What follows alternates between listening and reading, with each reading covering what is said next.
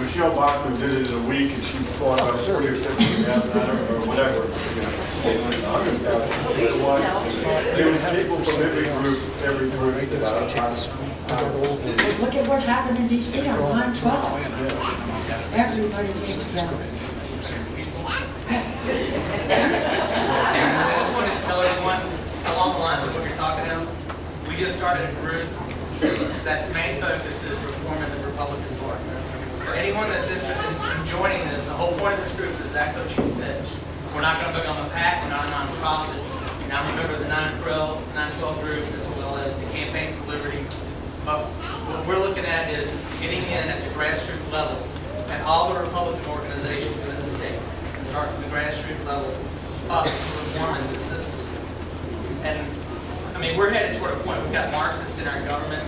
You know, in our future, we could have a revolution or something. Our chances right now to get into the party and seriously change it. So those of you who are interested, you can see me afterwards, or you can go and meet up. It's Republican Liberty, and look it up. Join in, come to our meeting. We're meeting next week. We're laying out our core principles. The goal is to get as many members as we can in each county, to go to those county committees, join it, so you're not going by yourself. We're going to figure out how it's going, and we're going to communicate together about what they're doing in each committee group, what can we do to try to, you know, get the system changed from within. So if you're interested in that, you can see me afterwards. Shelby with her. Thank you, Shelby. I have a question. In one of the emails that I got, you had mentioned buses running. Yes. Before this event. Yes. Did you mention that already? Yes, we wanted, well, yeah, we're going to get into some details about the rally. But I want, anybody else had a comment about the legislature or? I just had a quick comment. I'm actually part of the Richmond Liberty Alliance, Right. and what we're trying to do is really just become a clearinghouse for information and help the other groups be successful.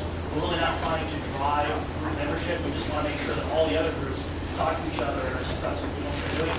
One of the things that we have is, for events like tonight, we're trying to get a global calendar, not just for the Richmond area, but all throughout the state, of all the events that are happening. We can have all the groups submit events to us, so that everybody can see what's going on, or even subscribe to the calendar, so that nobody can say, well, I would have gone to the rally, but I didn't know it was happening. So we're trying to stand up that calendar. We have a ton of events on the calendar for December and even into January. There's a lot going on. It's just one central clearinghouse for information. Well, and also on the Virginia 10th Amendment website, we also have events there that are surrounding these 10th Amendment bills.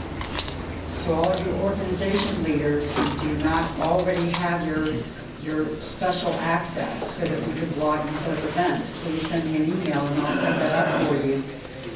We all want to work together. If you have your events you want to post on there, if the event is just for organization leaders, say so on there. I think all of us respect one another enough that we're not going to show up if it's just for organization members. The others won't show up. But whatever the case is, if you want to include the other groups in your meetings, by all means post it there. And I'll say one other thing that I've thought about. I'd like to see sometime in the spring, I'd like to see us have a Patriot Leadership Summit and have all the activist leaders come together in one big hoo-ha-ha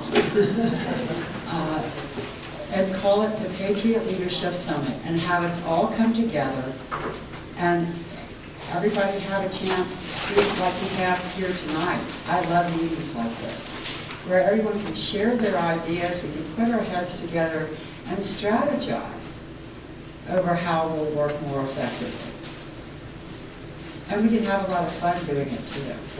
We can have parties in there along with it. Yeah. Just one other quick question. Sure. Specifically for lobby day, for the things we need to do, and I apologize, I have not yet been to the site, but will there be, or is there already a list of specific action items that we need to tell our group members, or we get the word out of, you know, by such and such date, we should contact this person, we should contact that person. Will there be action items? Okay, your first action items that you received tonight is to contact members from the health, welfare, and institutions.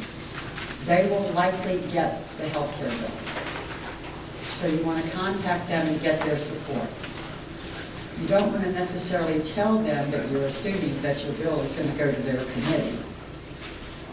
Just go to them and tell them, hey, you have this bill. You'd like them to take a look at it. You hope they'll give you your support.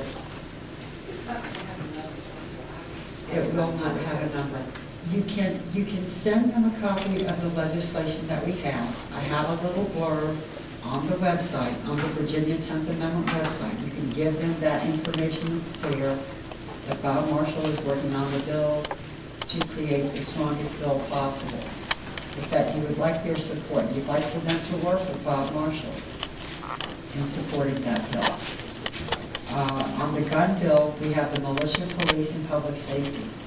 So we want to contact all of those legislators and get their support on that gun bill. Now, that gun bill will not change. Delegate Carrico is introducing it, the language as it is, as I sent it to him. So we want to get them on board. And the next thing is to get the two senators, Senator Jill Vogel on the health care bill, Senator Wampler on the gun bill. Now, as we get closer to the legislative session, we'll have bill numbers. And that's where I'll be sending out action alerts. And what you can expect from me is specific instructions on what we'll do. I'll give you a suggested script. You organization leaders that will go to you, you can do what you want with it, you can exclude it, you can rearrange it, you can change it up, you can send it out exactly as it is to your members. It doesn't matter. It's yours to do with what you want. But it will go out to everyone who signed up on Virginia 10th Amendment.org, and of course to Campaign for Liberty. Last year I made the mistake of signing up on, I think, 13 different websites, social network sites. And you don't have an organizer for that. But that's how I was getting people there. And I had to go to each one of those every time there was an hour. I can't do that. I was working from 5 a.m. every morning until midnight every night, and I did this 7 days a week, and it took over my life. And I've been telling my husband's in the back of the room, he will not stand for another year. And that's why I created the website. And I called all of you here tonight so that we can all work together and make this happen. I'll send it to all of everyone who signs on to the website. That's why it's critically important that the organization leaders are signed on there. Everyone is welcome to. You'll get the action alerts. I'll give you a suggested script. I'll give you the specific contact information. Now, there may be times, for example, last year we had Bill Howell walking. What he did was he took our anti-real ID bill, which is, it deals with driver's licenses, and he knew that. We had lobbied him on this issue. But he sent it to the Militia, Police, and Public Safety Committee. Well, that's the wrong place to send it, and he knew it. It should have gone to Transportation. But he tried to slow it down. He gained control. So we went into action, and I called on everybody to burn up his phone. By noon, he kept taking calls, and it was on the news. My senator, John Watkins, said, no, we've got to have a real ID. We have to do something about illegal immigration. We've got to have this real ID.